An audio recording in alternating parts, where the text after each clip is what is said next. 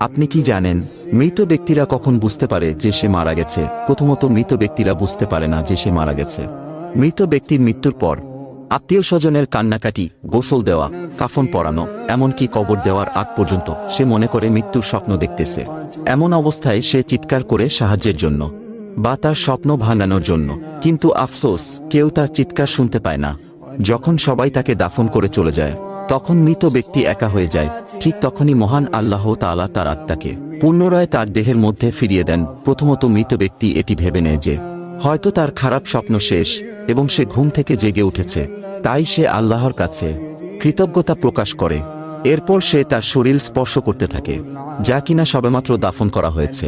তখন সে বলতে থাকে, আমার শার্ট কোথায়, আমার প্যান্ট কোথায়, আমি সাদা কাপড়ে মোড়ানো কেন, এখানে এত অন্ধকার কেন, এখানে এত ময়লা মাটির গন্ধ কেন? তখন সে আস্তে আস্তে বুঝতে পারে যে সে সত্যিই মারা গেছে। আপনি কি জানেন যখন কোনো মানুষ মারা যায় তখন তার কবরে কি ঘটে? মানুষ মারা যাওয়ার পর যখন তাকে দাফন করে সকলে চলে যায়, তখন মৃত ব্যক্তি তাদের পায়ের আওয়াজ শুনতে পায়। তখন মহান আল্লাহ তাআলা পুনরায় তার দেহের মধ্যে আত্মা ফিরিয়ে দেন। তারপর তার কবরে দুইজন ফেরেশতা এসে উপস্থিত হয়। তারা এসে মৃত ব্যক্তিকে বসিয়ে তিনটি প্রশ্ন করবে। প্রথম প্রশ্ন করা হবে, মান রব্বুকা, তোমার প্রভুকে? মৃত ব্যক্তি ঈমানদার হলে বলবে, রব্বি আল্লাহ, আমার প্রভু আল্লাহ। তারপর দ্বিতীয় প্রশ্ন করা হবে, মান দিনুকা, তোমার ধর্ম কি? অতএব তৃতীয় প্রশ্ন করা হবে। নবীজির ছবি দেখিয়ে বলবে, মান হুয়া, এই ব্যক্তিকে?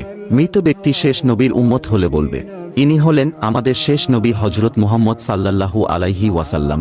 তখন ফেরেশতারা বলবে, তুমি সফলকাম, তোমার জন্য রয়েছে চিরসুখের জান্নাত, যেখানে তুমি অনন্তকাল বসবাস করবে। যদি তুমি প্রশ্নগুলোর উত্তর না দিতে পারতে, তোমাকে আগুনের গর্তে নিক্ষেপ করা হতো, সেখানে তুমি অনন্তকাল জ্বলতে। আপনি জানেন কি মৃত্যুর 40 দিন আগে কি হয়?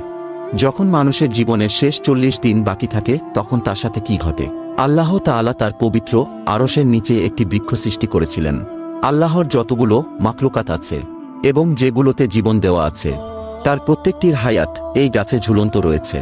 যখন কোনো মানুষের জীবনের শেষ 40 দিন বাকি থাকে, তখন সেই গাছ থেকে একটি পাতা ছুটে আসে মালাকুল মাউত আজরাইল আলাইহি ওয়াসাল্লামের কাছে। সে পাতায় তার নাম, তার পিতার নাম এবং তার মাতার নাম, এমনকি তার বংশের নাম পর্যন্ত লেখা থাকে। আর নির্দিষ্ট সময়ের মধ্যে মালাকুল মাউত তার রূহ কবজ করে নেয়।